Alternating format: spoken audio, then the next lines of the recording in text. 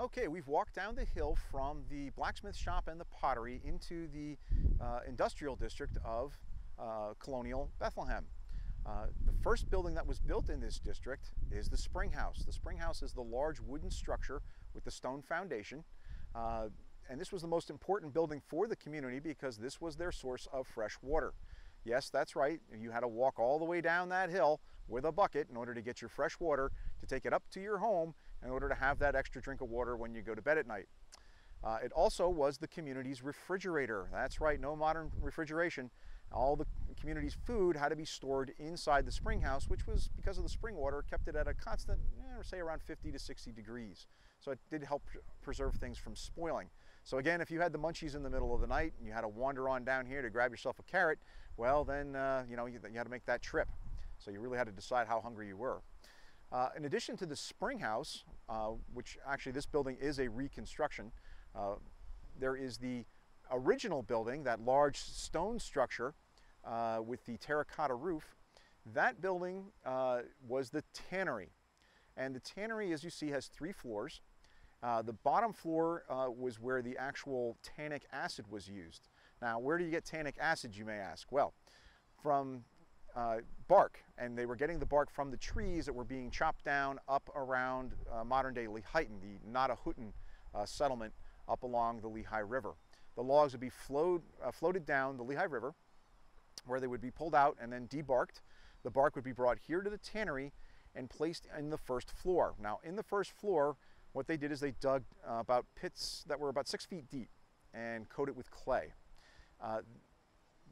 The bark would be laid in the bottom, the pits would be filled with water, the tannic acid would seep out of the bark, and then the leather, which was primarily horsehide or cowhide that had had all the fur taken off of it, would then be placed inside those vats where it would soak.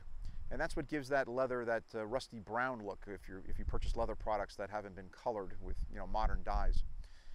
It would also make the skins more pliable so that you could bend them and use them a little bit better. And they would go through that soaking process. I think there were 6 separate vats in there. And then they would eventually be pulled out and dried up on the second floor, where again they could then not only be dried but also begin to cut into various shapes that were necessary for all of the leather products used in the 1700s. Things like saddles and bridles and cartouche boxes and anything else you can think of that was made of leather from those times.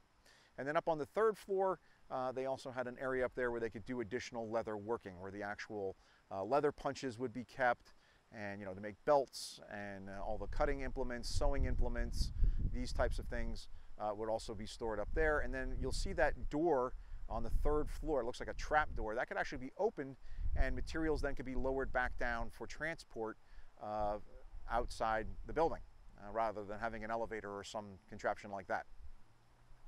So a lot of industry was taking place here, and leather goods was one of the major manufactured goods that the Moravians could sell as products outside of their community. They could trade them with other Moravian communities, they could sell them to other non-Moravian communities, and they had a real big impact during the American Revolution.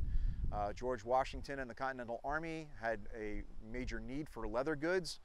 Saddles and bridles and cartouche boxes and all these types of things, and they actually could have them manufactured here by the Moravians and then delivered to the Continental Army Depot in Pennsylvania. It moved around several places, but the major one was in Reading. So materials would be moved from here to Reading and then on to the Army from there. The other building that you can see if you move away from the tannery is the Longenbach Mill. Now, originally this was the community mill of the Moravians, where all of their grains would be milled. And that means you would bring in all of your wheat and then grind it down with a millstone so that you can make it into flour. And that's a major industrial process as well. And because the Moravians were very good farmers, again, this was another marketable good that could be traded or sold outside of the community to get those things that they simply could not produce themselves. And so that's a major operation, and you can see the mill was actually added on to several times. There's a foundation there for additional structures that had to do with the milling process and machinery that went into the milling process. And so a lot of Moravians would have been working in these 2 facilities. From here, we're going to move farther down the street and talk a little bit about the white tannery, which is a little bit different than what we see here, as well as the pump house, which will eventually negate the process of having to walk all the way down here with your bucket to get your drink of water.